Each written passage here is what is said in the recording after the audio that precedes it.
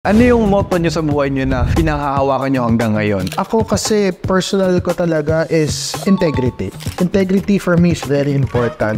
Yun yung talagang lagi kong bit-bit simula nung bata pa ako. Yan yung tinuro sa akin ng nanay ko. Ako, matagal ko ng personal motto to eh. We only truly succeed when we uplift others. That's why I would love to surround myself with the right people. Kasi I tend to overgive, overdeliver, to the point na even my well-being nasa-sacrifice na. Because money buys happiness. Definitely. Why? Because money can buy you a house, money can buy education for your children, it can buy you a nice car. Mga tao nagsasabi na money doesn't buy happiness. Para sa akin, katarantaduhan yun. That is the truth. And most of the relationships, ang pinag-aaway ang pera. Kung tinanggal mo na yung factor ng problema mo sa pera, ang problemahin mo na lang yung ibang struggles mo in life. Hindi nakasama yung pera doon, napakalaking factor to. Just to add on that, money does buy happiness, but on some instances, it cannot buy peace of mind. I agree. Yun, totoo yun. Money can buy happiness, but it cannot guarantee that you'll have peace of mind. Ano yung una nyo ginagawa pagkagising nyo? I pray. I meditate. Mamahalin mo pa rin ba ang partner mo kahit nagloko siya? Hindi. Ano yung most embarrassing thing na nagawa nyo in public? Ito, totoo to. May re-reveal ako secret sa inyo. Oh. And first time ko sasabihin to.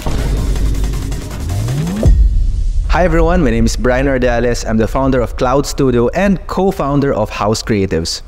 My name is Gerald Smelzade, founder of Paper Seat Production and IO Creatives. And we're also the hosts of a podcast called Life Over Whiskey, ranked 27 on Spotify Philippines and number 6 on Apple Podcasts. And you should watch out for our latest venture, which is the Creative Truck, the only roving podcast and music production in the Philippines. We are here right now at Lazy Genius Podcast. Okay. Okay na yan. Alright. First time mo. First time mo na magkaroon. Ang dalawang guest. Oo nga. Actually, this is my first time na mag-invite ng guest dito sa Lazy Genius Podcast for our guest na maganda yung track record sa pagiging content machine. At ngayon, nalaman ko na gagawa kayo na parang wish bus pero for podcast and music production. Right. Ang galing. Sino nagkaroon ng idea na yun? Both kami actually. Yeah. Both Magkaiba ng... Paano ba? Pareho kami na idea pero magkaiba kami ng inputs dun sa track. So, parang si Bri more of dun siya naisip niya, oy, maganda yung parang roving podcast. So, ako naman, parang maganda rin yung roving na music production. So, parang pareho kami. I cannot just claim it's just my idea. I mean, vice versa. And it's alam mo yun, parang may idea ka na minsan hindi mo na alam how it will come out. May certain iteration na siya. Yes. Na from an idea, na from the end result, sobrang iba na yung form. But also, the concept is still there. Still the same. So ngayon, sinabi niyo nga kanina na kayo ay isang host na isa sa mga sikat na mga podcast dito sa Pilipinas. Ngayon, ang tanong ko naman, bago kayo mag-partner up sa Life Over Whiskey podcast na kung saan ako naging guest din. At yun, first time kong kumanta sa isang podcast. So bro, like sobrang, I would say special because like a lot of people appreciate the podcast. Like you, kasi nga, like, hindi ko maiwasan, may mga first time na nangyayari on the podcast. Yes. And we just love that feeling of exploring. Okay. So kayo, nandito na kayo. Ang gusto ko lang sabihin sa inyo, i-delete nyo yung file na yun. Joke lang. For the spot. Oy, pero kudos lang ang ganda na name ng podcast mo, Lazy Genius. I like it. Thank you very much. So yun nga, ang gusto kong unang itanong sa inyo, bago kayong gumawa ng podcast, ano muna yung ginagawa nyo before? Paano kayo nagkakilala? Okay, Ikaw na muna kasi mas kuya eh. So ako, what do I do? Marami, no? Number one, I have my own production company. So technically, anything to do with photo and video, no? And I have an ad agency also. So I direct commercials and even yung team ko is in-house. So meaning I have cinematographers, photographers, but lahat ng projects, ako talaga yung nag-edit. Oh! Wow. Hindi mo siya in-outsource? Yung editing ako talaga. Bakit? Siguro kasama rin yung brand ko dun sa, alam mo, sa company ko parang nakadikit yung name ko dun. And through the years, I started out as a photographer, videographer, and an editor before I became a director. So, syempre, alam ko yung ins and outs. So, parang mas gusto ko lang hands-on ako yung nag-i. Ano yung mga sikat na commercial na sinut nyo? Marami na sobrang. Nasa reel namin yung maaba ko sasabihin ko dito. Pero yung top 3. Siguro preference-based memorable pa.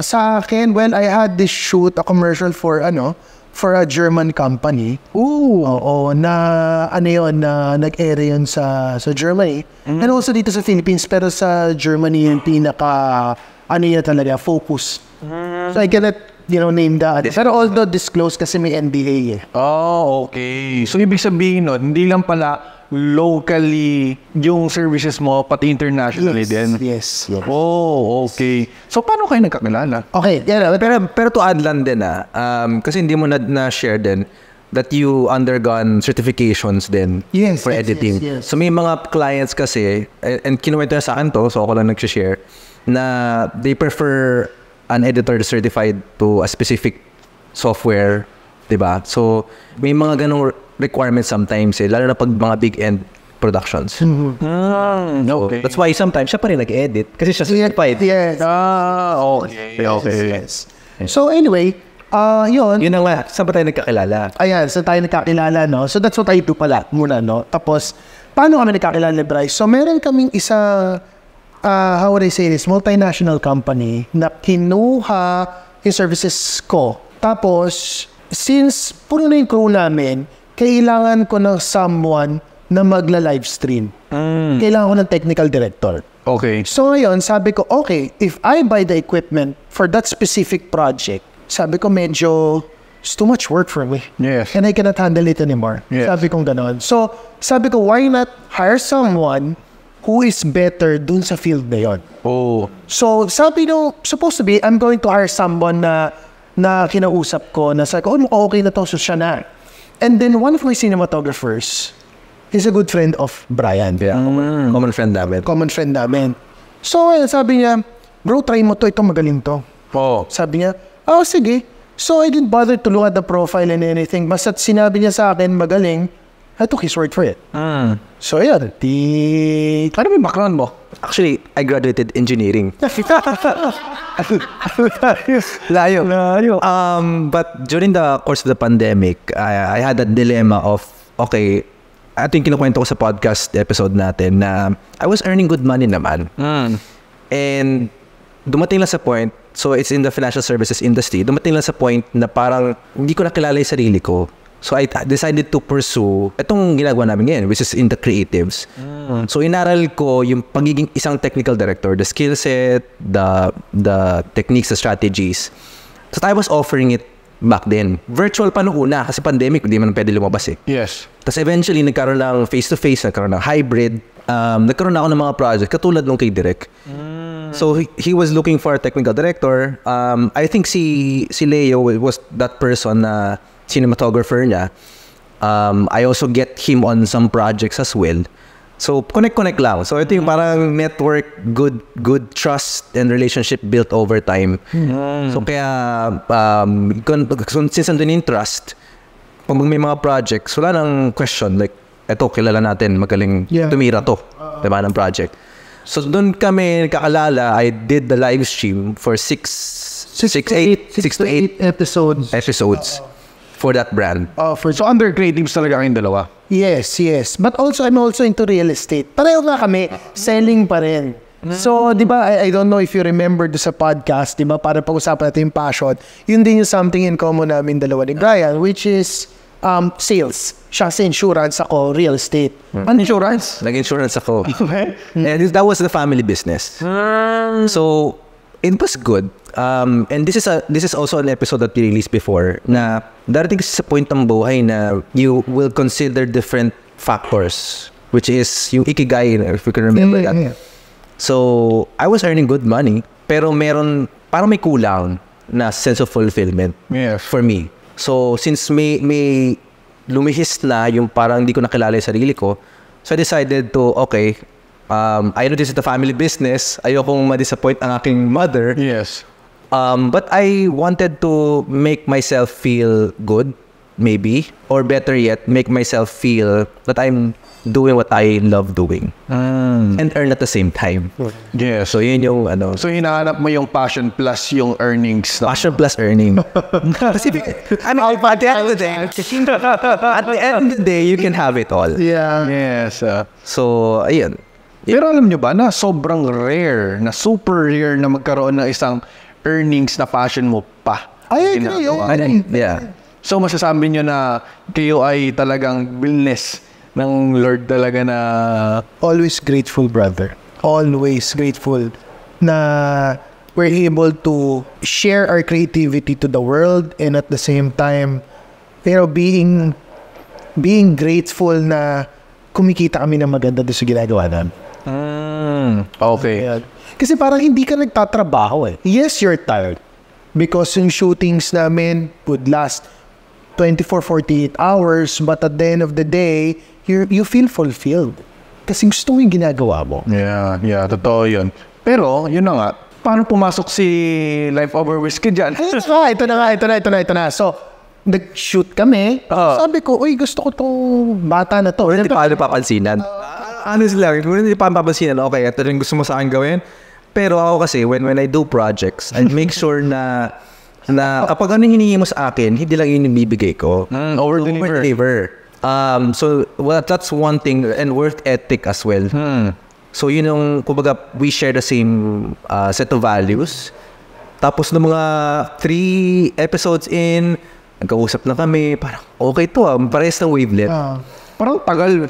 Dumating pa sa 3 episode bago ka mag-fancy na.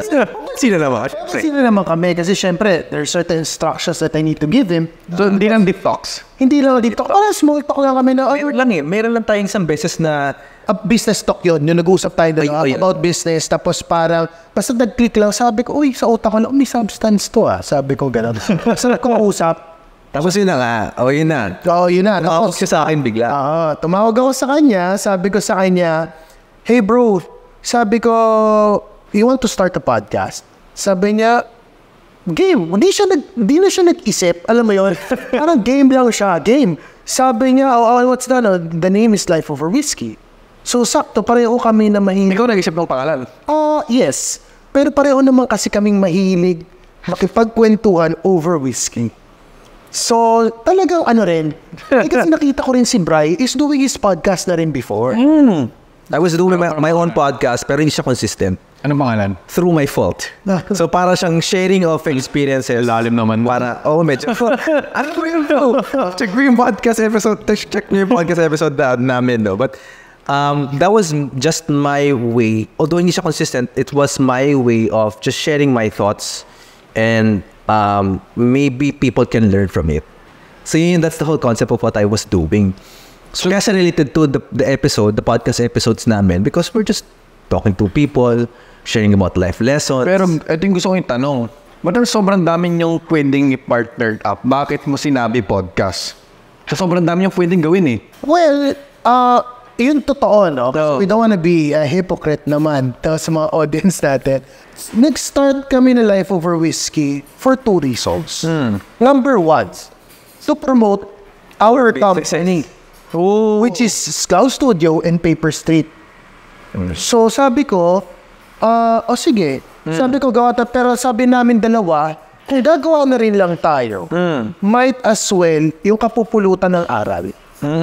May recording pa yun, by the way. Mga BTS kami. Mahilig kasi ako mag-record, mag-document, mag-hoard ng mga assets. And lahat ng mga backstory na yan, documented. Tsaka kami nga ni Bri, lagi pagka may nagtatanong, no? I always say, even with his friends, my friends, pag tinatanong, sino ba masagana sa Life Over Whiskey, we always say na we're really equal. Kumbaga walang Life Over Whiskey kung walang Gerald, walang Life Over Whiskey kung walang Brian. Talagang meron kaming equal efforts na sa ibang paraan. So, you get me? So, talagang we really complement each other. Ano yung second reason? So, yun nga. The first reason is to promote our business. But number 2 is to provide value. Oh, okay. So, yun yung So, create content na kapupulutan ng aral. Yun yung sinabi niya mismo. Hanggang ngayon rin ba yung pa rin yung agenda? Yun pa. Actually, yung business na wala na yung business side namin yung sa pag-promote ng production company namin. Kasi yung production company and events agency niya, it's running on its own even without a promotion. Oh. So, kumbaga parang kami ngayon, okay, let's do this. Let's add value sa mga tao, lalo sa mga nangangailangan. Kasi minsan naman, yung tipo, nakaupo ka lang sa bahay, may problema ka, then all of a sudden, nag-flash at TV mo. Si Frank, si Lazy Genius. Or kung di si Lazy Genius, si Life Over Whiskey. Yes. Tapos biglang may narinig kang sinabi, one thing yun, magagamit mo yung sinabi na yun sa certain circumstances. Yes. So, yun yung parang feeling ko nga, sabi nga namin ni Bri, food for our soul na lang rin. Diba? So, bonus, pag lumaki yung podcast, bakit hindi? Diba? So, nakakatuwa lang yung mga brands nagtitiwala na rin sa amin. Bakit pa rin kayo tumuloy-tuloy sa pagpa-podcast ngayon hindi nyo na pinapromote yung company nyo? Ako, if I may answer that, yung consistency kasi namin talagang unparalleled yung hunger namin to just continuously create valuable content out there. Again, all in the hopes the agenda is to add value and influence people for the better. I think yun yung pinaka-root or laman on why we keep on doing this. And nakakanaman ng puso. Like, honestly, hindi naman namin we could afford yung mga alak, yung mga magbabayad ng production team, yung mag-rent ng venue, events na yung hold namin, we can do that as well. But it's just bonus na lang for us. It's nice to have people say na Sagot na namin yan. Oo, nakatulong sila sa pag-produce ng podcast namin. But we're just happy to create content na minsan may nagsisend ng mga screenshots. And for sure, ikaw din. Nagsisend ng screenshot of appreciation na I'm listening to your podcast, nagustuhan ko, nakaka-relate ako, ay mga ganun. Pero did it hurt yung business nyo na nagpo-focus kayo sa ibang venture? Ay, ang ganda ng tanong niya. Ang ganda ng alam mo, ito yung maganda sa amin ni Bri. Alam mo ba na ang content namin 6 months ahead kami sa schedule?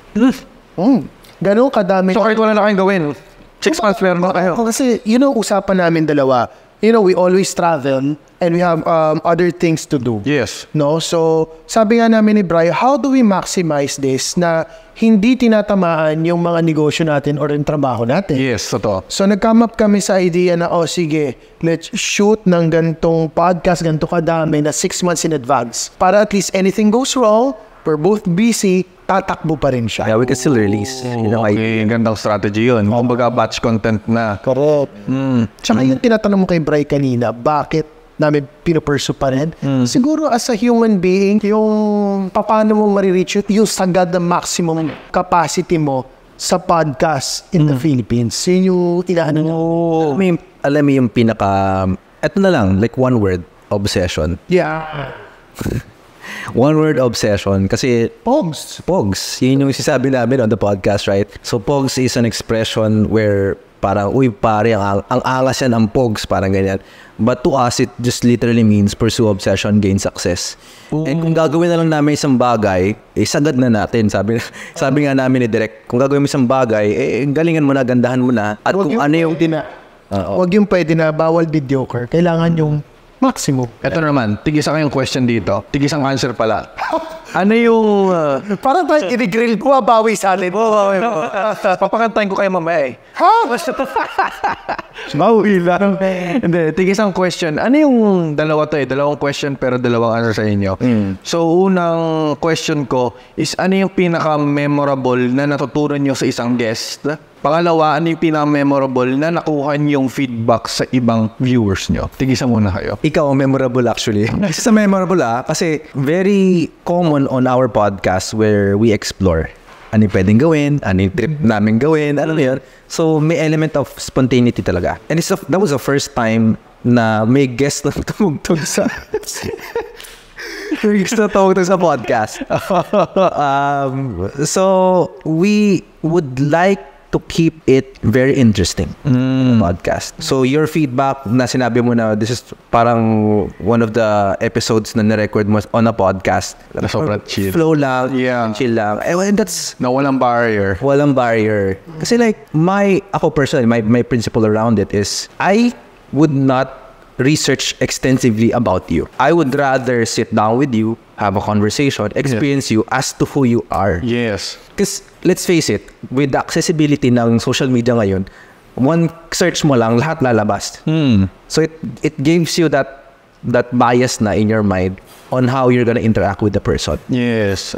I'm not saying don't do research. Yes. Of course, pag nakita mo sinesearch mo, serial killer pala, di ba? So, hindi mo na minute yun. Di ba?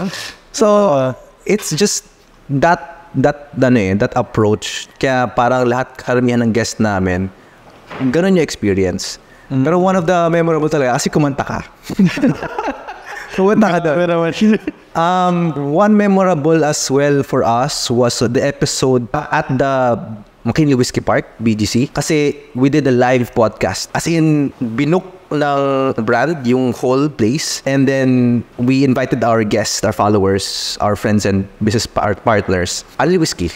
Only whiskey. And then, we did a live episode there. So, memorable yun for us. 400 plus guests. 400 plus guests. Only whiskey? Ang feedback ng guest, ang sarap ng whiskey. kasi libre. At So, nakailang, kaya bote na ng whiskey na? Actually, I don't know. Tsaka yung whiskey park na yun, that's the first whiskey park in Asia. Which is located First in GC. and largest outdoor whiskey park in Asia. Damn. Okay. So, ayun, memorable sa akin yun. How about Yeah. Ako, actually, to be honest, yung sa'yo memorable, I agree with him, no?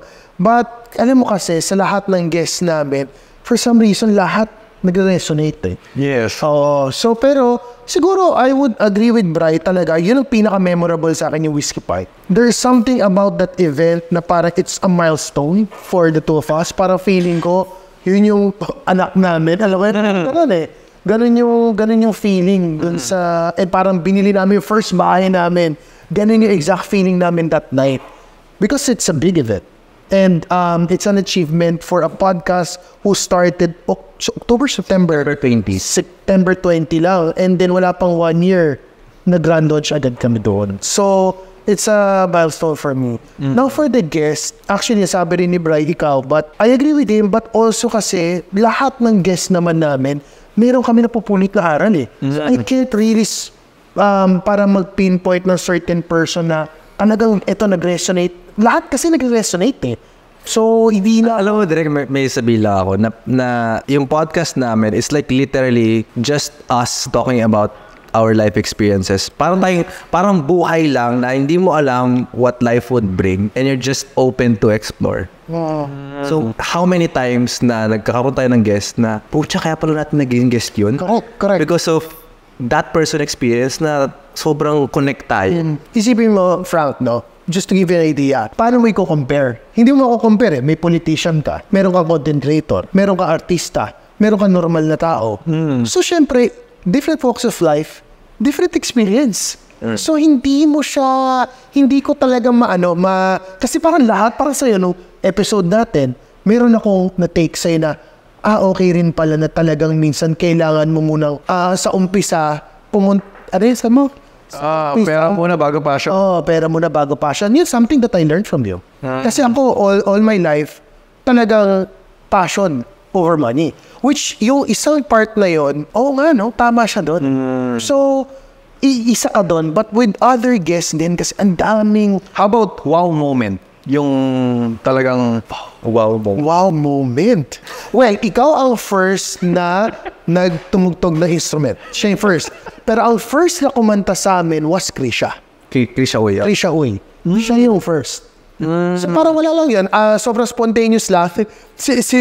That day of the recording, sabi ko, Direk, kasi nag-set ako sa kwarto ko ng, like, gusto ko kasi mag-revisit ng gitara din.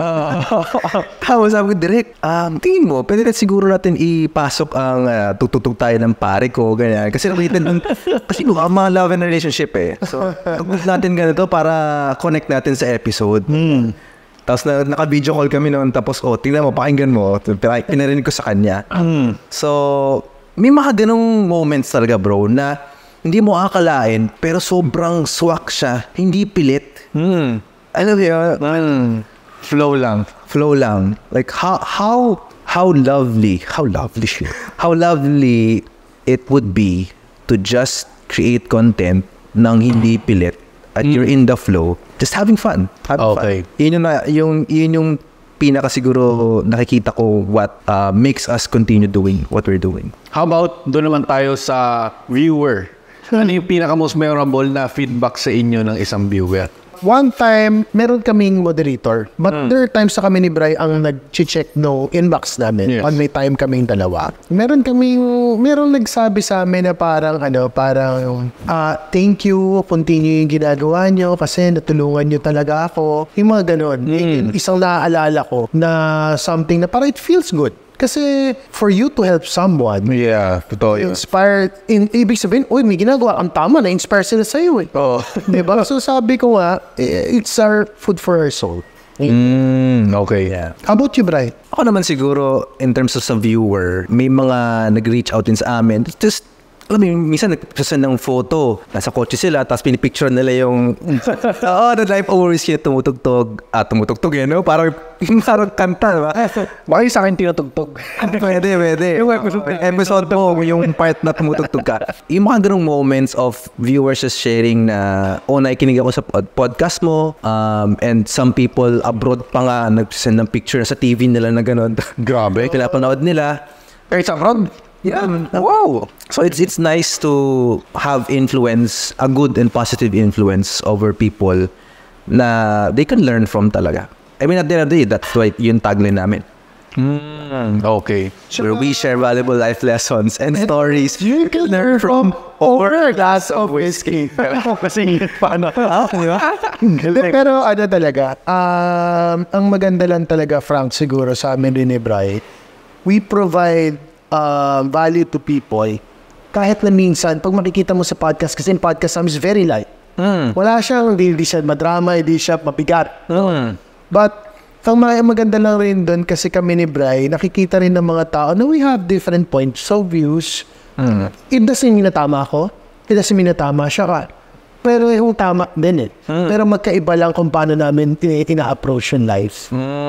Okay. So, dating naman tayo, pareho ba kayo naniniwala sa Diyos? Yes, of course. Yes. Naniniwala kayo. So, meron tayong time sa buhay natin na naniniwala tayo pero hindi talaga totally na alam niyo may Diyos pero parang okay, Nag-doubt ka. Oo, nag-doubt ka. Pero naniniwala ka. So, may point sa buhay niyo na napagdaanan niyo na may nangyari at dun sa point na yun na sinabi mo na tangin na totoo talaga ang Diyos. Well, Share your experience. with our business or with personal life? Personal, okay. Well, for me, I would always remember yung firstborn ko. Kasi yung firstborn ko is special. So, ang firstborn ko has Down syndrome. So, at first, nung lumabas yung anak ko, sabi ko, bakit ganun? Parang masama ba akong tao? Wala naman ako niloko eh. Wala akong niloko, hindi ako niloko ng pera. So, inisip mo punishment.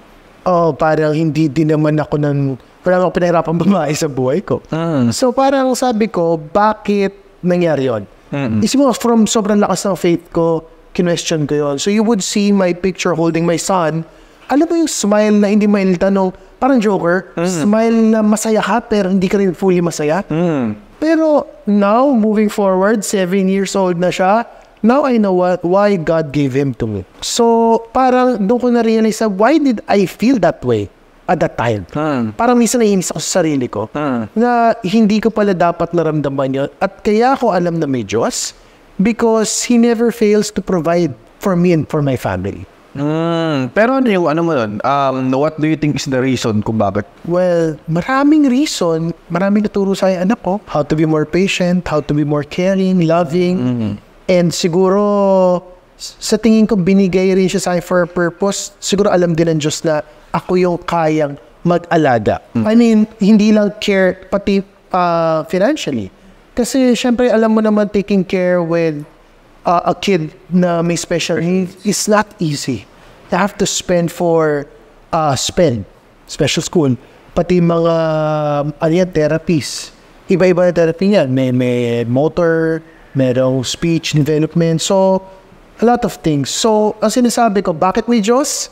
Because yung blessing pumapasok eh. Kahit na ganun yung situation, nandun dyan pa rin yung Diyos na hindi kanya pinababayaan.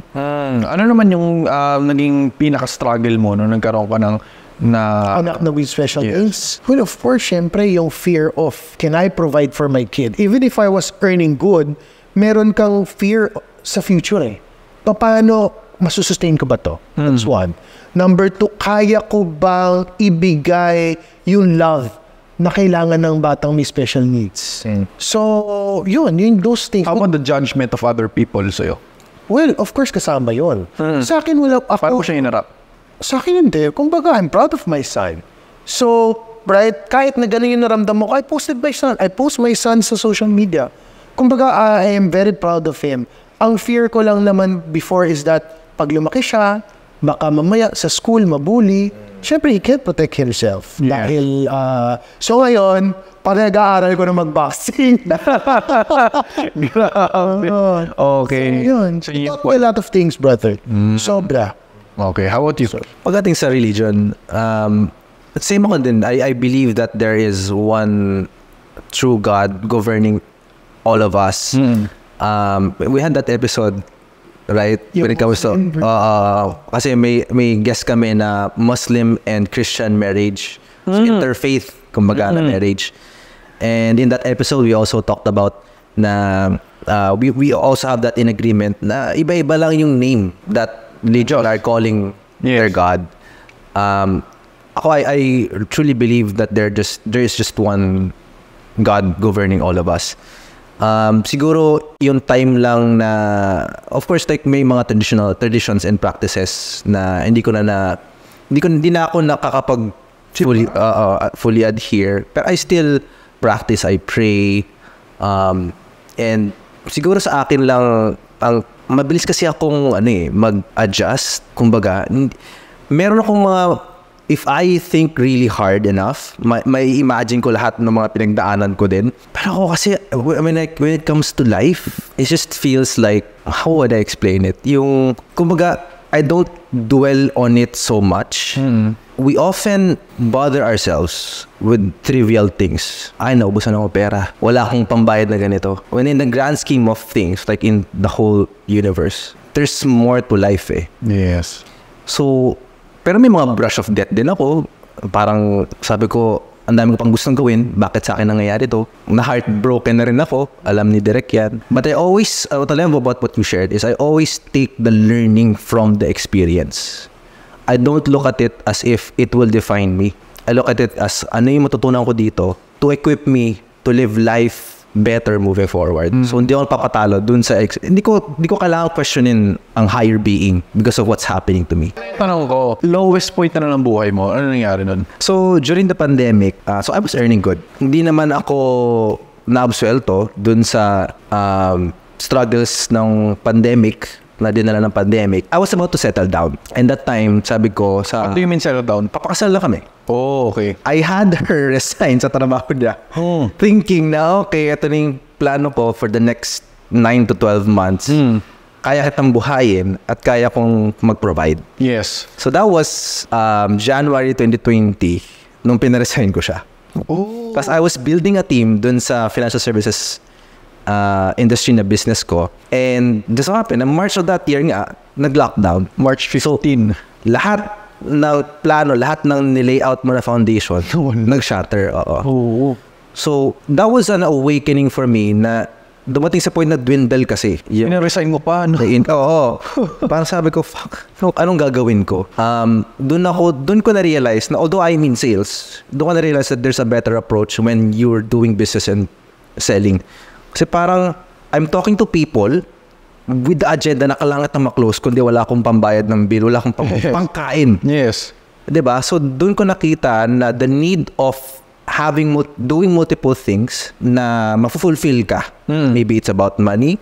Maybe it's about you upgrading your skill set, your knowledge. Or maybe it's just you being able to share.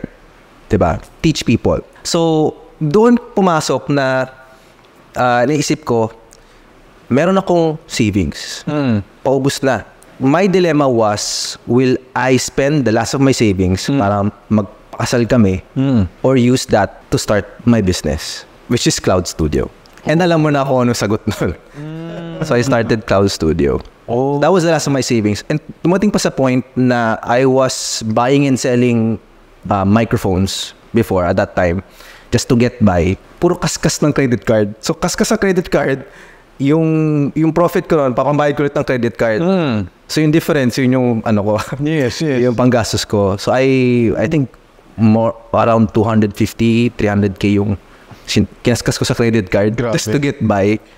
Pero isipin mo, pag hindi mo ginawa yung decision na yon, wala kang Cloud Studio ngayon. Yeah. Diba?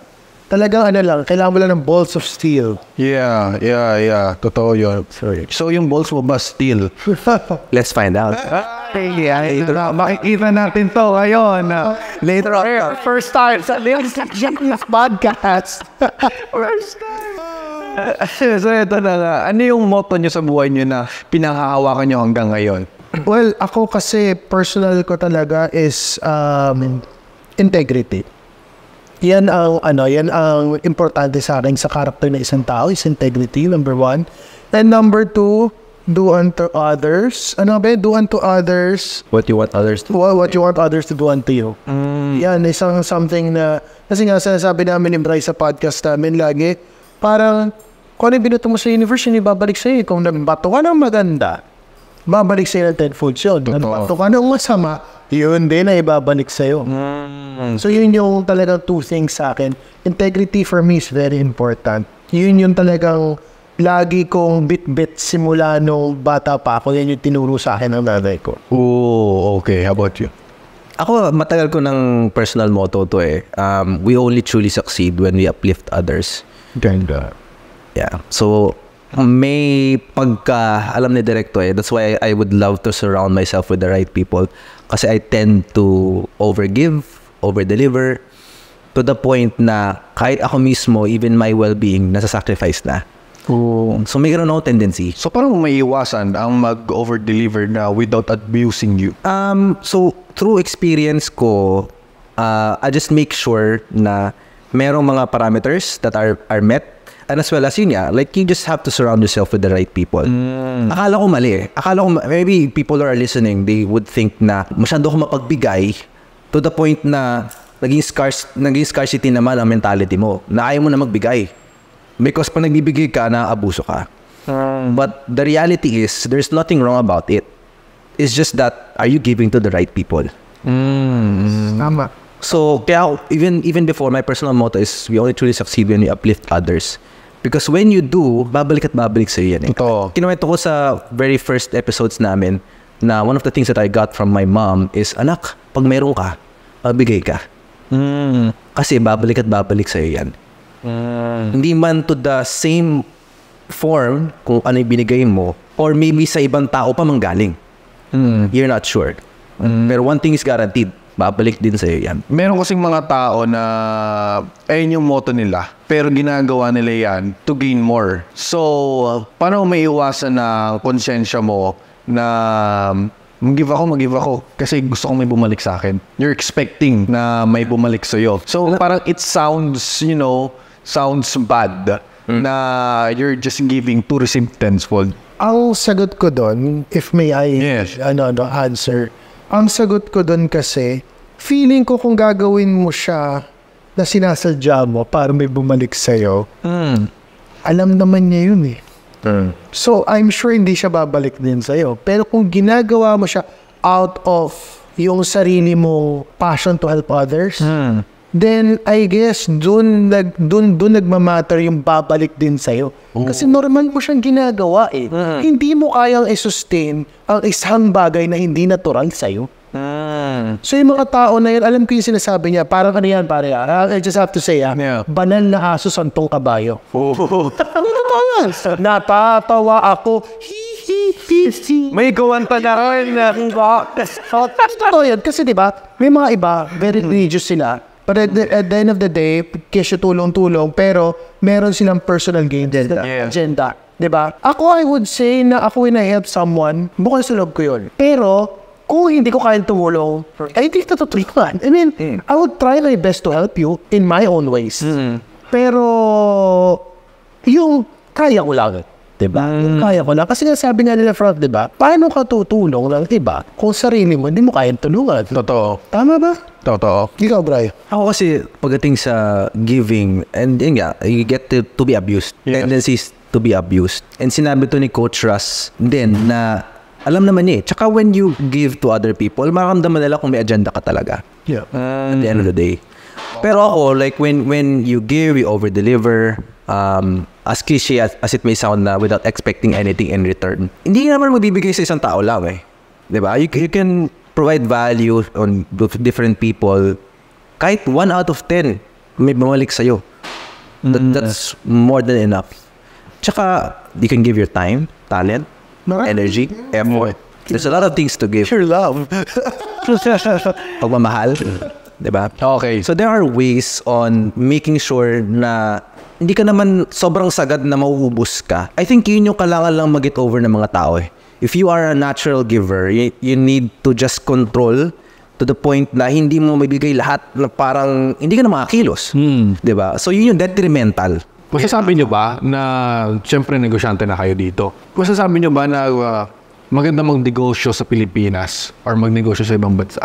Well, subjective yan na. Pero ako, Philippines, yes. Ibang bansa, yes. But parang ganito yan eh. You're dealing with a different animal eh. Yeah. Example, Philippines. O isipin mo, nag-compete ka, kunyari, Miss Philippines for Miss Philippines title. Yun lang ang competition mo. Pag nagpunta ka international, Miss Universe na yung laban mo eh. So, syempre, mas mataas ang competition, mas mahirap. But there are some Filipinos na kliyente ko and naging kaibigan ko na they succeeded business sa ibang bansa. Like yung mga home cares. Isipin mo, dating doktor dito sa sa Pilipinas, nag-nurse doon, nagtayo ng home care sa iba't ibang state. Ang yaman ngayon. So, pero just to go back, ang tanong mo una, Philippines. Maganda ba magnegosyo? Oo naman. Bakit? Kasi marami opportunity. Tsaka, tandaan nyo, nung time ng mga magulang natin, sabi nila, mas madaling magnegosyo noon kasi wala pang masyadong competition. But remember, ngayon may social media, no? Yeah. Marami ng ways to promote your business. Yes. And tandaan mo, sobrang laki ng pie para hindi ka magkaroon ng piece of the pie. Yes. Diba? So for me, maganda ba magnegosyo? Definitely. Abundance mentality lang tayo. Yeah. Kaya ako tinatanong to, kasi marami nagsasabi na gusto nila mag-OFW, gusto nila magnegosyo sa ibang bansa, gusto nila manira sa ibang bansa, not knowingly na may pera din sa Pilipinas. Yeah. So, do you agree na may pera pa rin sa Pilipinas? Ako, if I may answer, kasi ako, hindi naman ganun katagal na yung resume ko in terms of business. So, I'm still learning a lot about how to operate business, lalo na kay Direk. I would say that there are a lot of opportunities here in the Philippines. Minsan lang, we're not as privileged enough to have those opportunities. Ito rin yung naging view ko noong time na, of course, sa life insurance ako, and may mga advisors ako na nagtamanggap ng employment kasi hindi naman fixed yung salary because they need to provide for their family. Yes. So hindi ko sila I can't blame them if they would choose an alternative route. Hindi siya very I don't want to think linearly eh. So may mga opportunities dito pero hindi kasi lahat available to people. Hindi lahat as privileged. So meron ako dito makikita mo mga opportunities. Kung kaya mo explore ka, network with people to have opportunities, might as well. May mga tao, mga outliers, gigil talaga. No ifs, no buts, I will make this work. And then they will make it work. Pero may mga tao na wala tali sila sa circumstance ng buhay. Okay. They have to go out and I can't blame them. Yes. Kaya kung tinanong yun, gusto kong makita yung answer niyo kung may pera ba talaga sa Pilipinas. At Meron. of your answers, meron. At maganda magnegosyo sa Pilipinas. At meron opportunities sa Pilipinas. Ngayon, ito na yung main question ko. Bakit pa rin maraming mahihirap sa Pilipinas? Ako? Alam mo ko tamad. Mandiana habit. That is the truth. Kasi alam mo, Frank, alam ko gasgas na tong line na to. Pero sabi nga nila, pag pinanganak ka ng mahirap, hindi mo kasalanan yun. Pero kung mamatay kang mahirap, kasalanan mo na yun. Bakit ko nasabi? Sobrang dami opportunity. Pwede ka mag-sales. Pwede ka magtayo ng stall mo. O sabi mo, wala kang pera, paano? Well, huwag ka muna mamili masyado ng magandang trabaho. Diba? Maraming ways eh. Nasa determinasyon lang ng tao. Yung iba kasi, pag nahihirapan na, ayoko na niyan, pahinga muna ako, bukas na lang. Uy, kumita ako ngayon ng 10,000 pesos, ubusin ko na to. So, overspending and manya na habit. Ang talagang nakikita ko sa Pilipino is yan yung tamad. Paano mo ma-justify yung mga jeepney drivers natin, mga magsasaka na? Masipag yun. Masipag yun for me. So, ang tanong mo ba is, bakit yun lang yung success nila? Well, it's because siguro yun lang yung vision nila sa sarili nila. And tandaan mo, ang economy natin sa buong mundo, hindi naman po pwedeng walang jeepney driver. Hindi din pwedeng walang magsasaka. Meron talagang CEO, may karpentero. Can you imagine kung lahat tayo pantay-pantay ng kinikita, wala nang gagawa ng bahay mo? Tama ba? So, ako sa tingin ko, yung dream nila, happy na sila doon. To add lang din, you have to define their success. Ano yung definition nila of success? Kasi may mga jeepney drivers na nakapagpaaral ng anak, napag-graduate, nakita mo na nag-abroad na anak, so proud na proud sila. So may mga tao talaga na may ganong specialty na kahit hindi ka naman kumita na malaki, hindi sa kanila success yun eh. The success is the people they help or maybe their family na naayahon nila sa hirap ng buhay. Alam mo yung mga ganong kwento talaga. Yes. So, ang ano ko dito kasi, sige. Ang ano lang rin kasi, Frank, ang success is subjective. Sample, would you say a surfer na nanalo sa competition na wala siyang pera, is he not successful for you? Successful. Why? Kasi na-achieve mo yung gusto niya. Exactly my point. So, katulad ko, katulad ni Bray, katulad mo, meron tayong ibang certain level na gusto i-achieve. So, doon natin makaka-classify sa successful tayo. Or baka mamaya sa ating kulang pa. Pero sa ibang tao, kung sila yung nasa sitwasyon natin, oh my God, they would feel na parang, uy, sobra na. So, depende. Depende talaga. So, ito na nga. May pera dito at yung iba tamad lang. So, kapag meron nanonood na ngayon na karpentero, gumagawa ng bahay, construction, etc., na sobrang sipag nila, na onti na lang ang tulog nila, na gusto nilang yumaman, ano yung pwede nilang i-implement ngayon para ma-achieve nila yung gusto nilang kinikita? Well, kung masipag ka, you just have to save money. So sabihin mo, sapat-sapat lang talaga eh. Sample, kung bang yung karpentero na yan, or let's say, jeepney driver, na kapag hindi sila nakaipon pero napaaral nila yung anak nila, just like what Brian told you kanina, at nakapunta sa ibang bansa, hindi ba gateway din nila yon to be successful in the future? Why? Because yung pera na pinoprovide nila dun sa anak nila, which pag nag-retire na sila, yung anak nila nag-work, then pwede na, yung mapaprovide yung mga anak. But again, when I say mag-provide yung mga anak, syempre yung parang typical Filipino mentality. Natutulungan ko si tatay na makaon lang, bigyan ko ng, let's say, couple of thousand to start a sari-sari store. So, parang give and take ba? So, ganun. Hindi kayo anak willingly. Pero hindi naman siya, Hindi impose. Kasi parang, Willingly. we don't want that to happen na parang ginawa mo investment yung anak mo, di ba? Ano yung actionable step na pwede nilang gawin para ma-reach nila yung financial freedom? Well, for me, never stop dreaming. That's number one. Never stop dreaming and work harder. Ako, ang para sa akin is to reassess kung ano yung sitwasyon nila, that's one. Second is knowing ano yung mga natural tendencies nila. Kung ikaw, you want to maybe pursue editing din, for example, then alam mo para sa sarili mo that this is a skill na pwede mo i-develop over time. And third is to make sure na nag-upskill ka. Para eventually, hindi man dumating yung opportunity right now, handa ka na. And if may I add lang rin to what Brian told you, no? Malaking bagay yung sinasabi ko kanina na for example, sapat-sapat lang. If they work harder, hindi ko kasi na-explain siya kanina, if they work harder, so syempre meron silang kitang konting extra. yung konting kitang extra na yon, pwede nilang i-invest yun with several things. So, pwedeng yun yung magiging side hustle nila. So, instead na ito lang ang pool mo ng income mo, meron ka pang isang extra dito. So, hanggang sa, okay, may extra dito, hanggang sa, nakapag-ipon ka ulit, nagkaroon ka ulit na isang extra. So, that's how I will advise your Para mapalago. panago. Okay. Kasi, Pero malalim to bro kasi at the end of the day, socio-economics din yan. yes. Way of life and case-to-case basis. Kumbaga, may mga people who does make it work as in from the ground up. Yes. Meron naman na hindi talaga wala talaga. Hanggang ngayon, wala pa din. So, may mga ganong factors tayo that have to consider. But at the end of the day, like if you may hangad talaga ng mas malaki pa sa kung ano yung naranasan mo sa buhay, then you have to move.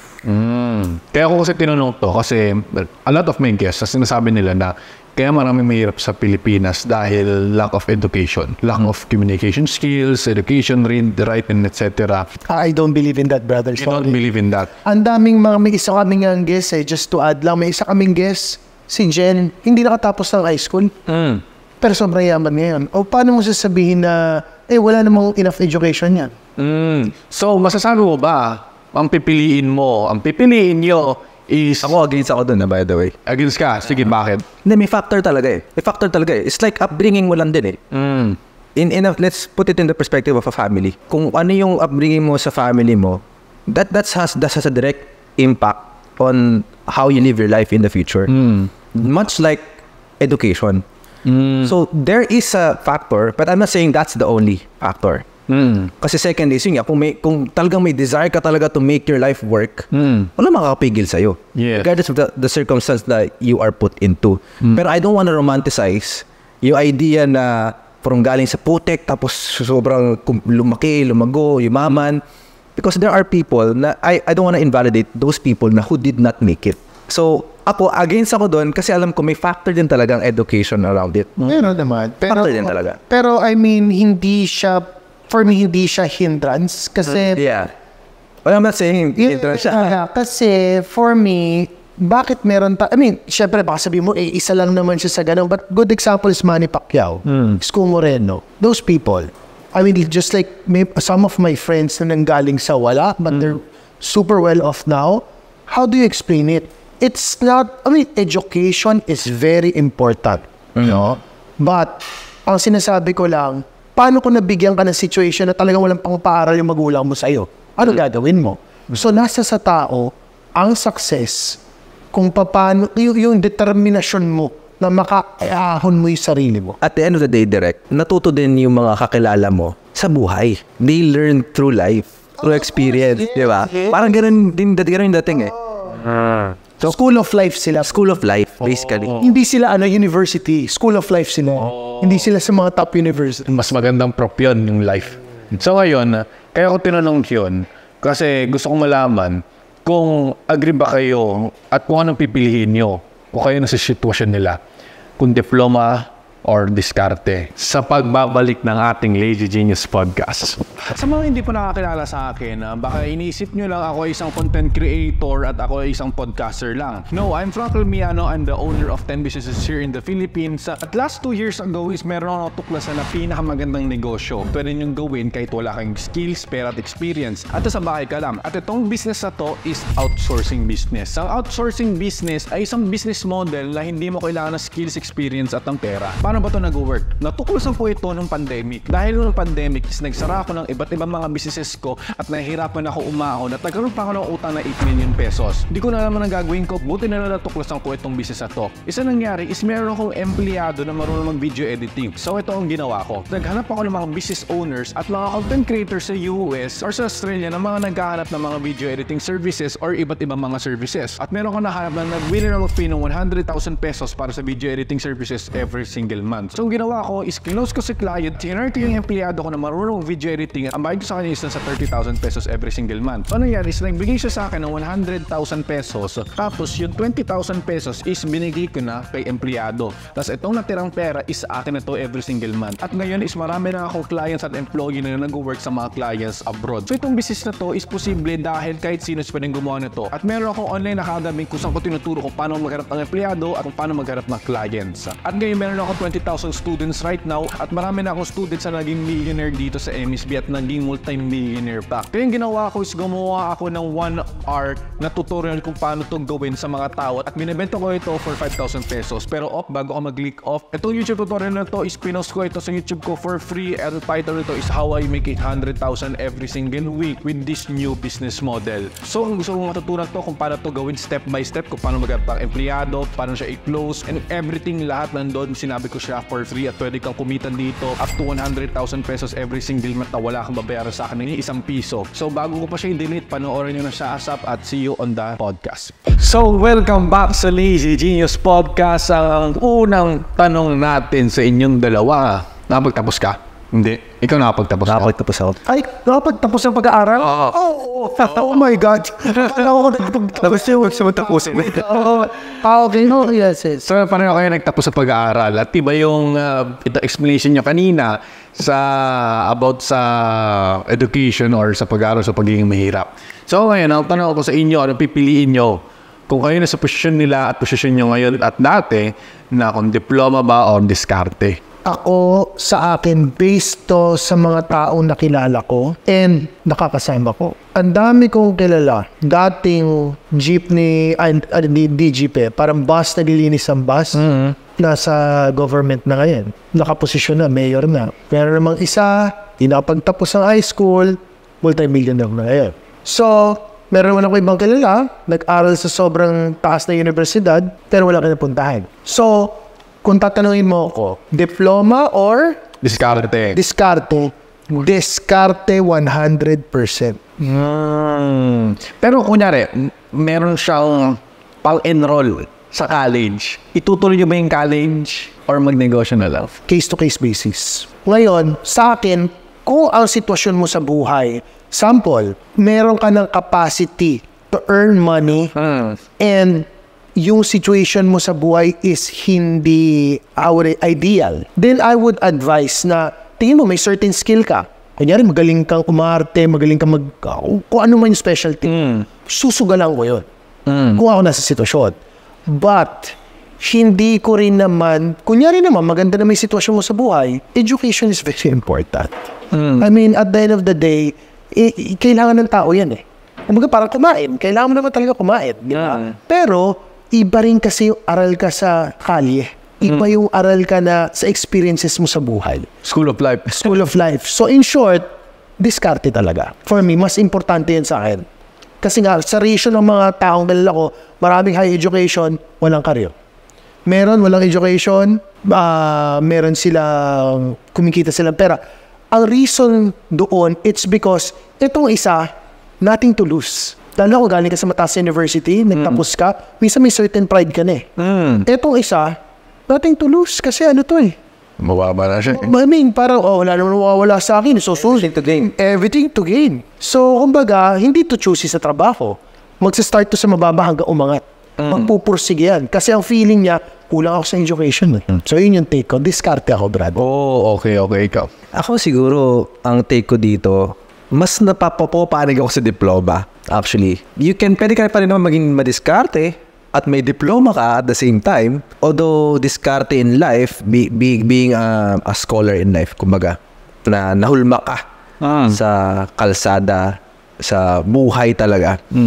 May element pa rin yung being inside an institution, a school, na different aspects ng buhay na hindi mo akalain magagamit mo siya. Pero habang tumatagal, kaya pala importante yung natutunan ko nung school. Kung di ko natutunan yun, siguro di ko siya magagamit ngayon. Example? One example is, ano ba specific example? Pero ko isip. So, Nakanala mo ako doon. diploma ka. Basta Diploma ako. Just to answer that, yung question mo kanina, ito na naisip ko na agad. If hindi ako pumunta ng school at nag-aral ng engineering, siguro yung hindi ka ganun kahulma yung analytical skills ko and troubleshooting skills ko. So, I think yun yung pinaka-practical application ko in real life ngayon na nakuha ako doon. Although, syempre, hindi ko na ginagamit yung calculus, yung algebra. I could, kung meron akong kailangan computer or whatnot, or mga measurement na ganyan. But, one thing na like ko iniisip is meron ka pa rin mapupulot. Regardless kung nandun ka sa kalsada, naging street smart ka, may pupulot ka, or sa school ka. So ako, mas natulungan ako maging analytical and be able to troubleshoot. Gamit ko yun sa skill ko ngayon as technical. How about other people? Hindi natin makikita. Baka mamaya sa culinary, mas natuto siya para makapag-communicate properly. Kung paano niya ihanda yung putahe niya, through communication, very important yun. Nadala niya sa construction niya na negosyo. Na ngayon, hindi nagkakamali-mali yung mga dinedeliver ng items or something like that because he's able to have that socializing skills. Yeah. You know what I'm saying? So, hindi siya straightforward eh. Yeah. And you can't really blame people sometimes na tinaray nila yon yung isang bagay, maybe ang kurso nila, yun nga, culinary, pero hindi talaga siya sobrang full ng satisfaction. Pero may parte sa kanila. May parte sa kanila na natatap nila yung beingness nila. If that makes sense. Kasi, sige. Dapat, Minsan ito yung sinabi ko. Kumbaga, pumunta ako sa isang bagay because may isang aspeto ng buhay ko na may natutunan may nakukuha ako doon. Pero hindi buo. Ngayon, lumipat ako sa construction. Doon ko na nakita lahat. doon in-apply. Doon na nag-converge. Wala talagang tapon sa buhay. Lahat ng nangyari sa'yo is meant to happen. Kung ano man yung nakuha mo dyan, marirealize mo when you just connect the dots moving backwards. The reason why hindi ako napagtapos is because sinahanda pala ako para maging isang successful na negosyante. Maybe. Marirealize mo na lang yan if you, in hindsight looking back, okay, this is the reason why. Paano naman kung yun nga hindi na nakaahon? Paano yan? You have to interpret it. Depende sa interpretation. You have to interpret it on what is currently happening in your life. Hindi ako napagtapos, pero napagpatapos ko yung pamilya ko. Which is success. Diba? So, We're living life based on how we interpret the meaning of life. So, ipaprioritize mo nga yung diploma. Para sa akin, mas nanig actually yung diploma talaga kaysa diskarte. Pwede ako maging mag-diskarte habang may diploma. Ako, diskarte over diploma. Lahat naman tayo tama eh. Yes. May take natin. Pareho tayo. Kay Bri, iba yung sa kanya. Yes. Tama, pare-pareho. Pero tingin ko nagkakatalo yan sa taong resilient. Yes. Yun talaga eh. Yun talaga ang key dyan. Kailangan resilient yung tao. So regardless kung anong status mo sa buhay, mayaman ka, mahirap ka, katamtaman ka, pero pag resilient ka, yun ang key process. Totoo yun. Tama yung sinabi mo na hindi porke nag-drop ka, hallelujah na, ito na tayo, maging successful na. Hindi. Nandun pa rin yung part na yung diskarte mo is pupufukin mo ba or hindi. Tama naman. Ka ba? Gigil ka ba? Ka rin. Anong sasabi mo doon? May mga kilala tayo din kumbaga, may mga matagal nag-aral, matagal bago sila naging successful. Diba? Meron naman madiskarte pala from the very young age like you, bro. Madiskarte na from a young age na ang bilis nila makuha yung success. But again nga, I mean, what's the definition of success? Diba? Whether you reach it now early 20s mo, early 30s mo, I mean, at the end of the day, it's your own definition of success. Diba? So, yung diploma or diskarte, wala naman tamang sagot, honestly. Any process that you undergo, whether you chose to finish school or diskarte na ako, magnegosyo ako, for example, wala namang maling sagot. Siguro sa risk appetite na lang. Risk appetite. Kasi bro, like, we can't compare one another. Yes, ikaw talagang gustong-gusto mo eh. Walang, mangyayari to, taga mo sa bato. Diba? Ganun yung mentality mo eh. So, kahit ano mangyari, you will find a way. You can't say the same thing to another person. Yes. Kung hindi naman yun yung talagang mindset niya. Yes. Siguro kasama rin doon yung part na consistency. Yes. Kasi kahit gaano ka ka-resilient, kung hindi ka rin naman consistent, wala rin. At saka, yung kaninang sinasabi ko, yung manana habit. Dapat wala kang manana habit. pero again, wala namang masama kung at the end of the day, mga tao pipiliin na maging empleyado. Yes. Wala namang masama. Yes. Maybe ganoon din yung mentality of why they would want na magkaroon lang ng hindi agad sila magnenegosyo agad, tatapos sila na pag-aaral because they want security. Yes. Yung mga ganun risk appetite like what you said. Yeah, risk appetite nga. A lot of people prefer security. Pero alam mo, Frank, no, sa Amerika, Kaya siguro mas maraming opportunity na akala na maraming tao. Number one is you earn dollars. Number two, sa Amerika kasi kahit hindi ka naman graduate, accepted din. Parang it's a normal thing. Dito sa Pilipinas kasi, pagka hindi ka well-educated, hindi ka kukunin sa mga na medyo picky sila. Pero alam mo, minsan ito based on experience yung hinahire ko na hindi tapos, minsan yun na nagpa-perform. So, yung sobrang tapos, papalabukin ka ng kung ano-ano, gamitan ka ng high words, at the end of the day, hindi magde-deliver. Yes. So, itong isa, hindi magaling mag-English, pero hayop pag-perform. So, sino mas kukunin mo? Yeah, totoo yun. Yun yung sa akin, But, syempre, ang mga kumpanya, they have their certain standards that they need to follow. Yes. Or else, baka wala sila talaga magtapos sa pag-aaral, di ba? Oo. So, siguro, sa tingin ko lang, ang masasabi ko rin sa mga viewers ng Lazy Genius is that, even if you're not well-educated, siguro try mo to educate yourself. Yes. Huwag kang mag-stop na matuto. Oo. Yun lang yung masasabi ko sa mga viewers mo. Alam mo, sobrang naririta ko sa sinabi mo. Wala pala yan sa kung saan ka nag-aral, kung saan ka nagtapos, na sa what you deliver. Tama? Ikaw, do you agree with that? Oo naman. Iba pa rin like what we're saying sa podcast namin na hinulma ka ng experience, especially kung nanggaling ka sa hirap. Siyempre, kumbaga, if you look at it, na parang na-train ka na yung effort mo, yung least effort mo, maximum effort na ng iba. Like when you go into a workplace or a business, kumbaga, like parang hangin na lang yan ini-expel mo. Diba, natural na sa kanila. So, iba pa rin talaga na nahulma ka ng hirap, experience mo in life. Sige. Yeah, kasi di ba minsan yung sinasabi ni Bri, may mga ibang tao na hindi sila talaga resilient. Yung parang they would just give up sa life or they'll be contented with life.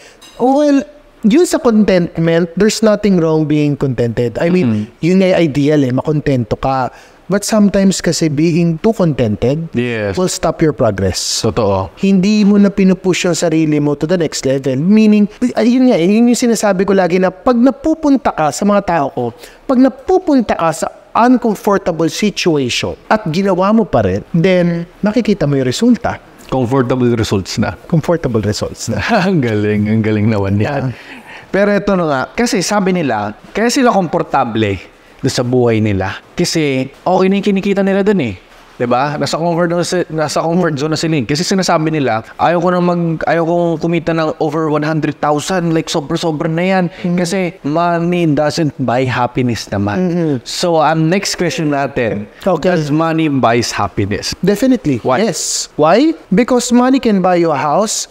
Money can buy education for your children. It can buy you a nice car. Alam mo yung sinasabi ko, parang yung mga tao nagsasabi na money doesn't buy happiness. Para sa akin, katarantaduhan yun. That is the truth.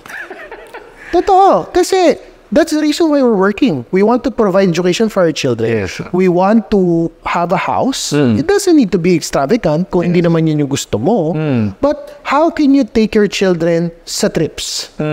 Out of town, out of the country, kung walang pera? Tama. And most of the relationships, ang pinag-aaway ang pera. Yes, Kung tinanggal mo na yung factor ng problema mo sa pera, ang poproblemahin mo na lang yung ibang struggles mo in life. Hindi nakasama yung pera doon. Napakalaking factor doon.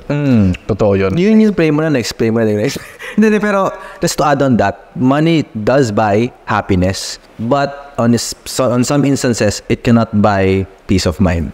I agree. Oy, totoo yun. Money can buy happiness, but it cannot guarantee that you'll have peace of mind. Ang hindi mabibili ng pera is yung loyalty ng tao sa'yo. Yun ang hindi kayang bili ng pera. The rest, lahat kaya ng bili. Pero yung loyalty ng tao, yun parang feeling ko, kasi yung loyalty, sabi mo, paano kung yung iba, libre mo lagi, ganyan. But ang tanong, is that person totoo sa'yo? Totoo. Yun ang tanong doon, di ba? So, yun lang ang feeling ko na hindi kayang bili ng pera, yung loyalty sa'yo ng tao. Parang hindi masasabi o may justify yung mga taong nagsasabi na hindi nyo naman madadala yan sa kabaong. Well, ang sagot ko doon is I want to live a comfortable life. Yes, hindi ko siya madadala, but yung mga anak ko madadala nila yun eh. So hanggang sa mapasko nila sa mga anak nila. So that's just me. Now, for some other people who doesn't care about money, let's say for a surfer, lagi kong ginagawa example to, gusto lang niya mag-surf sa buhay niya, yun yung meaning niya, purpose niya in life, then I respect you. But respect mine. Ito yung happiness ko eh. Happiness ko to buy a good watch. Happiness ko to take my children out of the country. That is my happiness. Yes. Because if I have money, I can help a lot of people. Totoo. Oh. So, and may happiness ko tumulong. So, mabibili niya yung happiness ko. Kahit ako hindi ko madadala sa hukayan ang pera, pero that will make me want to also impart a legacy. Diba? Like what you're saying, being able to help other people. So, being able to impact yung buhay of that money, hindi naman siya necessary para sa akin lang eh. Hindi naman ako out there just looking to earn money para sa akin. Diba? So, I guess, even going back lang na sinasabi mo kanina na paano yun pag may mga taong kontento na sa 100? Ang tanong lang lagi dyan is, you have to ask yourself, is there more to life than what it is today? If there is, apart from you saying na, fuck, gusto ko ng ganito, gusto ko ng bahay, gusto ko ng kotse, then, doon ka na magkakaroon ng desire to increase your income, maghanap ng investment, maghanap ng negosyo, ng racket, and just considering as well, yun nga, na paano yun, okay ka na, 100,000 per month. Pero kung may mga pamilya ka rin, na kapag nawala ka nga, Pinay sila. di ba? Pilay sila. So, hindi siya enough kung titingnan mo. Kung in-assess mo talaga siya at na-realize mo na when the time comes na ma-cut off na yung pera na yan at mawala ako, paano sila? Meron kasi kayong dalawa. Kayong dalawa kasi is, swerte kayo dahil passion niyo yung ginagawa niyong trabaho yun. So, yung tanong ko, would you rather pick to be ultra very rich na hindi mo passion or kumikita ka lang na 30,000 a month pero passion mo? Doon na ako sa doon na ako sa ultra rich shop. Kidding aside that. Siyempre, iba rin kasi naman yung masaya ka sa ginagawa mo. Malaking bagay yun. If I'm earning siguro ng something na significant over sa ultra rich, so ultra rich pa rin pala ako. Kasi being ultra rich is feeling ko, baka mag-iba na yung passion ko pag ultra rich. Ako kasi mag-hypocrite eh. I mean, you will always hear sa videos na passion, ganyan. Well, yes, there's a truth to that. It's good. But at the end of the day, I mean, Given an option, ultra rich, hindi ko na poproblemahin yung mga anak ko, mag-golf na lang ako araw-araw. Diba? Same din ako actually. Kasi, I mean, money gives you options. So, kapag ultra rich ka na, and then, pursue mo yung passion mo. But you have to assess then like, okay, sabi mo, baka naman magbago na yung passion mo pag sobrang yaman mo na.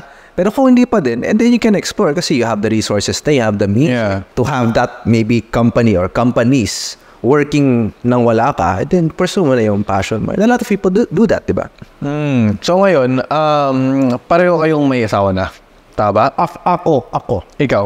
Wala pa. Pero engaged kami. Engaged siya kayo. So, pareho kayong may partner na in life. Yes. Tama. So, ngayon, pareho, yung partner nyo ba is a housewife or meron silang sariling trabaho? Yung partner ko, meron siyang, she works for a company and at the same time, business owner din siya. How about you? She works in Japan actually right now. OFW siya. Ngayon? Yes. So, ibig sabihin nun is parehong kumikita naman yung partner nyo. Yes. So, ito yung tanong ko. In a relationship, should the man control over the finances or hindi? Well, ako, bibigay ko yung same equal of rights sa partner ko. That is me. Pero ako, mas yung control sa pera, for me, it has to be equal. Ako ganun ako Hindi naman po pwede na parang tanggalan mo siya ng right. Pero, of course, yung majority ng decisions, like, based sa amin ng partner ko, meron siyang access sa account ko. Yes. But, at the end of the day, if there's a big purchase, I would be the one to decide. Pero I would ask her opinion, what do you think? Sabihin niya, I think it's too much. Then I would respect her. Ibig sabihin, pag nag-no siya, malaking rin sa akin, even if I truly want that, i-weigh ko rin. Okay, talaga ba makakatulong sa akin to or tama siya? So pag nakita ko naman na tama siya, I would respect her. Pero kung hindi siya tama, Pipush ko yun sa akin. okay. So you're just asking for opinion, not for a decision. Of course. Oh, okay. How about you? Ako depende kasi sa partner mo yun. Sa amin kasi ng dynamics namin, siya yung magpagka-hoarder. Spender ako, pero I get things done. I keep things moving. So, pagdating sa pag-control ng pera, mas dahil ang tendency niya ay to save, I will make sure na bibigay ko sa kanya pera ko, the remaining na matitira sa akin, alam ko na it's good enough for me to spend on anything that I want. So, yun ang para sa akin. Yung control of the money is shared between us, pero pagdating sa mga bagay na alam kong to help us get things, move things forward, ako yung nagdidesisyon. Pareho kami dalawa. So, anong tingin nyo dito na maniniwala ba kayo na her money is her money and your money is her money also? Ako kasi ma-pride ako. Ma-pride kasi ako, real talk lang ako. Ako, ang pera ng partner ko, pera niya. Pero ang pera ko, binibigay ko, maliw ka, nagbibigay ako sa kanya. And I try to provide everything. Meaning, from, necessity given. Pero yung like luho, I provide. It's because ang belief ko kasi a man should provide for the family, not the wife. Although it's not an ideal, may mga naman yun yung ideal, but yung iba kasi, di ba, pas malakas kumita yung babae, i-compare dun sa lalaki, then there's nothing wrong with that sa ibang paniniwala nila. Yes. But for me, it has to be me. Ganun ako. Parang, head of the family ako eh. So I should protect you, love you, and provide for you. That's my take. At paano kung, yun nga, pareho naman kayong kumikita, pero ikaw lang yun nagpo-provide. So, it will be like, One way. parang inequality. Parang kumikita naman siya at kumikita ka rin, pero ikaw lang yung nagpo-provide. Pa siya, yung pera niya, isa kanya lang. Siya, kumaga, bala siya sa buhay niya. Kumaga, it will be, parang hindi siya fair sa inyong dalawa. Well, ang take ko lang dun is that I don't force people to provide for me. Yun yung sa akin. Hindi ako nag-mandate na para, bigyan mo naman ako ng ganito. Or ganito na kasi laging ako na lang. Pero sana rin, as a man, dahil tayo napapagod din kakahanap buhay, magkusa. Ano yan? Nagpaparinig ka ngayon? Hindi. Ang partner ko, very generous siya. So, wala naman akong problema. Kami ng partner ko, never kami nag-away pagdating sa pera. Nag-away kami sa ibang bagay, but sa pera, never. Okay. Ako kasi tendency ko, di ba, mamapamigay ako. Naturally, nag-give talaga ako. So, ngayon, over the years, na-realize ko lang na I just have to make sure na I can take care of myself, own well-being ko. If this is the enough funds na for me, the rest, that's when I consider na, do I buy this for her? Or may extrang luho siya na gusto, I can provide. But of course, I would agree with Direk na kung ano yung kailangan i-provide, you provide. As the man of the house. Diba? So, yun yung para sa akin. So, ano mas pipiliin nyo? Yung asawa nyo o yung career nyo? Nako, mahirap na question yan. Kasi, sagutin ko, Direk, kasi a huge factor also ng career niya is asawa niya yung influence din niya. Tama si Bri doon. Kasi yung ako, sabi ko nga, sa podcast episodes namin ni Bri, hindi ko din ma-achieve yung na-achieve ko without her. So you would ask me why? Ba siya ba nagbibigay sa pera? No. Yung emotional support. Yung mga oras na nagsasabi na lahat ng tao, pakiramdam mo, hindi naniniwala sa'yo, pero siya naniniwala sa'yo. Yeah. Malaking bagay yun. Tama yun. It's more than enough to keep you going. So, ako naman,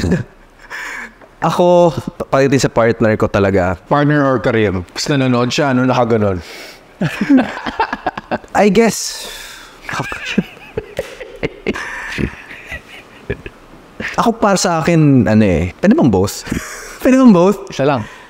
Kapag bibigyan ka na ng isang choice. Partner ko in a sense na, wait lang, explain ko lang Explain ko lang. Kunyari may negosyo. Kunyari meron ka na question meron ka na negosyo. Pas yung negosyo na yung sabi niya sa'yo, babagsak ako o iiwan mo siya? Ano gagawin mo? Hindi ko pa inisip tong question na to direct. To be honest lang Pero, Ako, answer for or ako na I'll answer you answer first.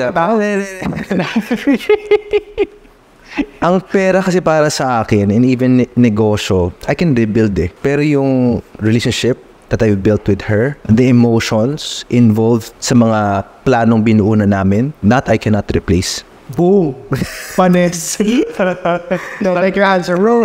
Kasi like, of course, like, I love my, honestly, like, considering Cloud Studio, alam mo to, may mga challenges din ako. Kino-consider ko kasi sa anak ko rin eh. We had this conversation, nasa kotse kami. And I was saying na, I have this tendency na hirap ako mag-let go. Kaya hirap din ako sagutin yung tanong mo. Na parang, yung career ko, I love what I'm doing. Yes. Kumbaga, kung anong mangyari, ayokong bitawan. Pero nahirapan ako kasi, si Mondi na yun eh, fiancé ka na yun eh. Pero come to think of it, yung sinabi ko, andyan naman yung connections ko, andyan yung network ko. Kung kung ang business ko man ay magsara for some reason. Di kasama na lahat. Kasama yung network.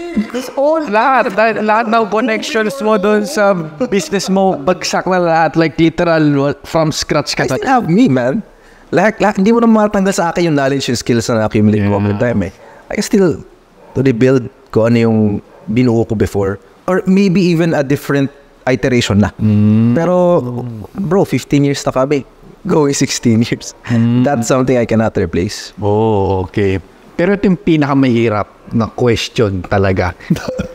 like ako, medyo kinakabahan ako i-ask tong question sa inyo. Pero kailangan ko itanong. Sige. Ready na kayo?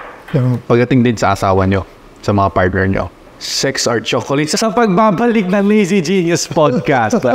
Alam ko kayong mga nanonood ngayon, gusto nyo maging successful, pero wala kayong budget or wala kayong pera. Well, ang ginawa ko is ni-recreate ko yung course ni Andrew Tate. Meron siyang Hustlers University at ni-replicate ko siya at nilagay ko siya sa Facebook group at binigay ko siya for free. Ang free Facebook group natin is Lazy Genius Club. Naglagay ako doon ng mga free course like affiliates, dropshipping, e-commerce, copywriting, Facebook ads, lahat ng mga free course is nandun nakapost for free. At nag-weekly live Q&A ako dun para sagutin lahat ng mga tanong ninyo. Makakatulong talaga itong yung free group na to. Itong free group na to is nasa 50,000 members na. At dito is nag-share ng mga value, tips, advices para mag-grow pa to each other. At ito ay 100% for free. Kaya kung gusto nyo sumali, just subscribe and link down below para makita nyo kung ano yung link ng Lazy Genius Club on Facebook. See you. Welcome back to Lazy Genius Podcast at tatanungin na natin sila ng mga mahirap na mga fast talk. Tig-isa kayo. Mamilisan lang to. Sige. Okay. Ano lang tayo, boss? What is the craziest thing na nagawa niyo sa pagmamahal? Pastok na to. Pastok lang. Craziest thing? Oh no. I'm trying to think of any. Para may implications to bro.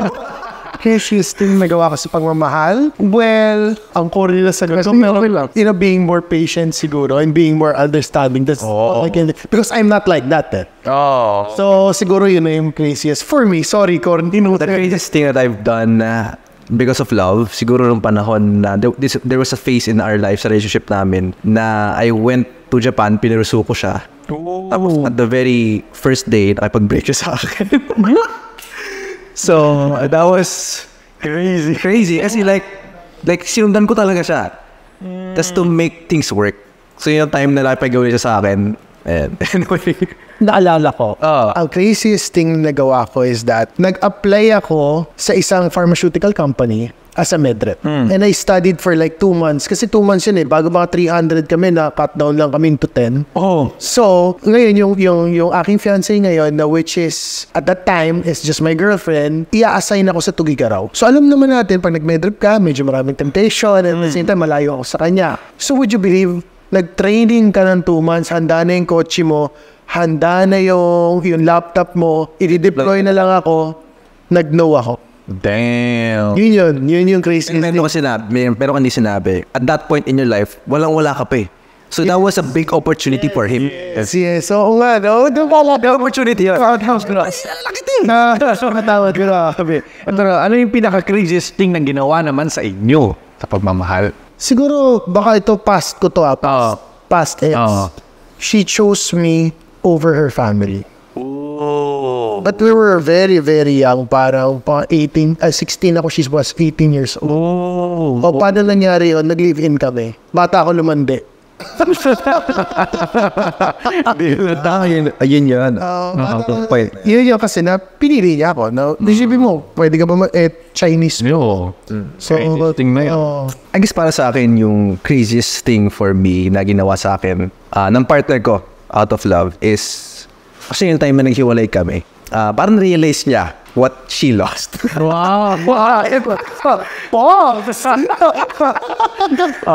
And what I did with her na pinuso ko siya doon, siya din umuwi siya dito and basically made amends with me. Wow. Tapos ngayon, since sa Japan doon siya ngayon,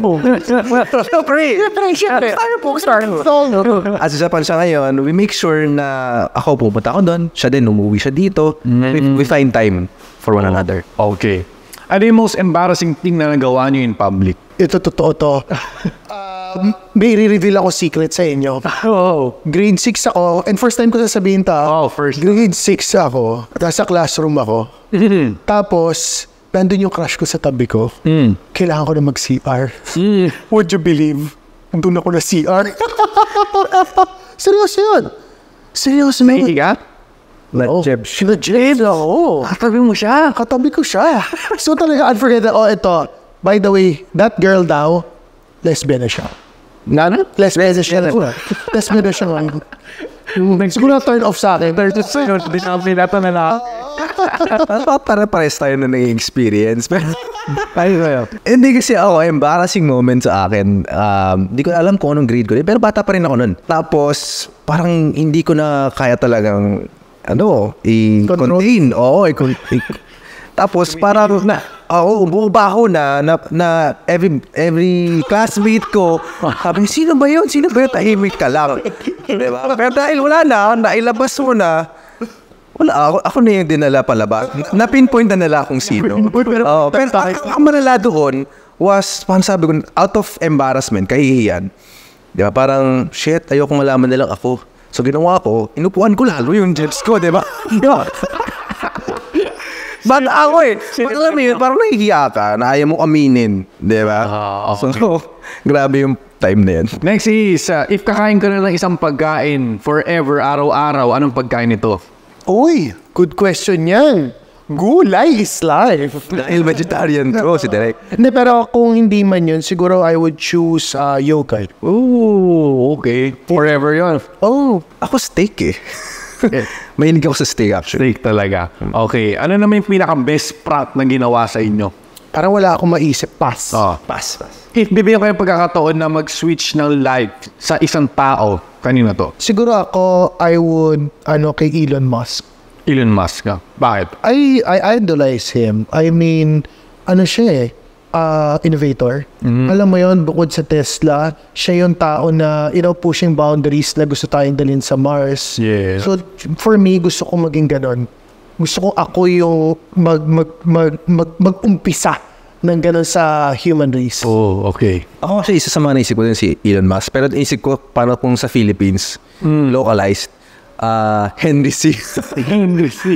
So, yung what he has built over decades, that's something na, alam mo yun, like, who could have imagined, like, Yes. when he was starting, Yes. na shoes lang ang binibenta niya before. Okay. Kapag magiging presidente kayo bukas, ano yung unang yung gagawin na batas? Siguro, more on mental health. Siguro dahil marami na rin tao ngayon na walang access, especially here in the Philippines, Yes. to provide better care. Iyon, siguro para sa akin yun. Being able to, papagawa ko ng batas na to be able to provide benefits for people experiencing mental illness. Oh, okay. So magkaroon ng isang department na dedicated lang sa mga may health issues. Kasi prevalent na rin ngayon, bro, Dahil, syempre, social media, we have access to all information. Yeah. Like, sobrang bombarded tayo. Ako feeling ko yung health din, pero basically yung free hospital, parang sa ibang bansa. So, yun yung, kung kaya ng government natin, I don't know kung paano nila gagawin yun, but I'll try to find a way na taasan yung tax, tapos at least free healthcare sa lahat ng tao. Kasi malaking that's one of the highest ratio ng reason bakit umaalis din ng mga Pilipino dito sa Pilipinas. It's because yung healthcare nisip nila kapag nagkasakit kami, yung pinaghirapan ko ng ilang taon, ubus na. Yeah, totoo. And traffic na rin, sama mo na yung traffic. Paano kung papabatas ng traffic? Baka, edi mag-isip tayo. Sabihin natin na, let's say, yung number coding natin, mas ayusin natin yung system, magdagdagan natin na flyovers, those things. If magkakaroon kayo ng superpower bukas, anong gusto niyo superpower? Yung mind reader, yung pwede akong pumasok para mabasa ko yung iniisip mo. Dalawa na isip ko eh. Time travel at unlimited money. Grabe naman yan. Kapag makikinig lang kayo sa isang kanta, napaulit-ulit lang sa utak niyo anong kanta ito? It's this song called Masterpiece ni Jessie J. Oh, okay. Yan. Ano naman yun? Yeah, naisip na ako. Ayan. The Way I Am by Eminem. Damn. Okay. Kapag meron kayong opportunity na kausapin ng isang tao, patay man yan or buhay, sino yung gusto niyong kausapin? Kahit in the past pa. Ako, nanay ko. Nanay ko, patay na yung nanay ko. Ano yung sabihin mo sa kanya? Na don't worry about me. I'm doing good. And guide us and pray for us. Okay. What is the best gift na na-receive niyo? Shoes. Ako ito. Oh. So this is a vintage watch given by one of a good friend of mine. Okay. Ano naman yung most expensive gift na binigay mo sa isang tao? Marami. Watch. Jewelry. Yeah. Kapag mawatay kayo bukas, knock on wood, pero kapag ma-reincarnate kayo as a hayop, anong hayop na gusto niyo? Dog. Turtle. Bakit turtle? Lala, cute ng turtle. Kapag magkakaroon kayo ng isang pet at hindi to dog at cat, anong pet na gusto niyo? Pwede ba dinosaur? Pwede. Lion siguro. Lion. Ako, axolotl. Alam mo yun? Para siyang lizard. Axolotl. Oh, okay. Ano yung pinaka-favorite movie na napanood niyo? Fight Club and Inception. Dalawa. Damn. Pinaka-favorite na movie? Forrest Gump, tsaka Kashmifican. Ano yung pinaka-best joke na narinig niyo? So, gagawin namin. Shit, best. So, Pero yung fast ko ayaw yan. pass. Hindi kami kumidyo. Kapag bibigyan kayo ng pagkakataon na tumira sa ibang bansa, anong bansa ito? Las Vegas, USA. Oo, ikaw. Ako, Japan or Ireland. Kapag magkakaroon kayo ng isang accent, anong accent na gusto niyo? British, ikaw. French. Wow, French. Ano yung pinaka-most romantic na ginawa mo? Nagpaalam ako na manligaw sa tatay ng girlfriend ko before. Which is yung fiancé ko na ngayon. Nagpaalam ako na manliligaw ako. Hirap nun. Ako, nag-propose ako sa Taiwan. Hindi niya alam na magpo-propose ako. Sabi ko, labas lang tayo ng bansa. Tapos, pagdating doon, lumahod ako sa puro puno ng flowers sa Taichung. Yun yung place sa Taiwan. So, yan. Nag-propose ako. Binigyan mo ako ng idea. Kapag mananalo kayo ng loto bukas, anong gagawin niyo sa pera? Reinvest. I'll find a good financial advisor. And make sure na my money is placed properly. Okay. Ano yung una niyong ginagawa pagkagising niyo? I pray. I meditate. Bago matulog? I meditate. Sabi ko, Alexa, play nature sounds. Yeah. Shopee or Lazada? Parehong hindi ko ginagamit but Ako, Shopee. ako siguro Lazada. Okay. GMA or ABS? Meron ka bang favorite from them? Or Hindi ko nanonood pero sige na lang. I'll just pick ABS. Okay. ako din, ABS. Okay. Kakamping or BBM? BBM. Kakamping. Magkaiba kayo dun. Alam mo yun? Alam namin. Okay. Rich and famous or rich or unknown? Rich and unknown. Same, rich and unknown. Okay. Coffee or tea? Coffee. Tea. Jollibee or McDonald's? McDo. Jollibee. Movie or series? Series para maiksi lang pwede na ako matulog kahit di ko tapusin. Ako, series kasi may character development. Oh, okay. Mamahalin mo pa rin ba ang partner mo kahit nagloko siya? Hindi. Okay, iiwan mo ba ang partner mo kahit may age siya? Natural, di ba ginawa katarantado kayo? Yes! Yes, hindi kaya. Hindi na mahal ho. Hindi na. Okay, mabait or maganda? Mabait. Mabait. Mistisa or morena? Morena pa rin. Ako mestiza. Chubby or petit? Chubby. Petit. Lights on or lights off? Lights on. Lights on. Patong ka, patong siya.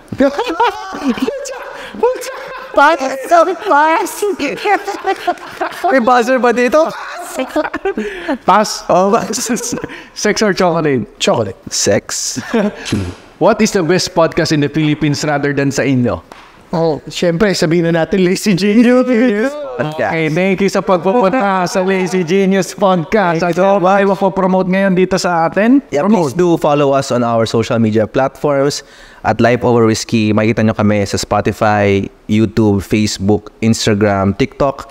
And of course, Direk, promote mo naman ang ating creative track. Yeah, yung creative track namin, abangan nyo yan. Ilalabas namin sometime next year. Yeah, so it is the only roving and music production in the country. Na roving podcast in the Philippines. Okay, thank you very much sa pagpupunta. Thank you so much. Sa ating Lazy Genius Podcast. Maganda tong episode na to. Kapag nagustuhan nyo tong episode na to, marami pa tayong dyan episode. Kaya see you on the next episode.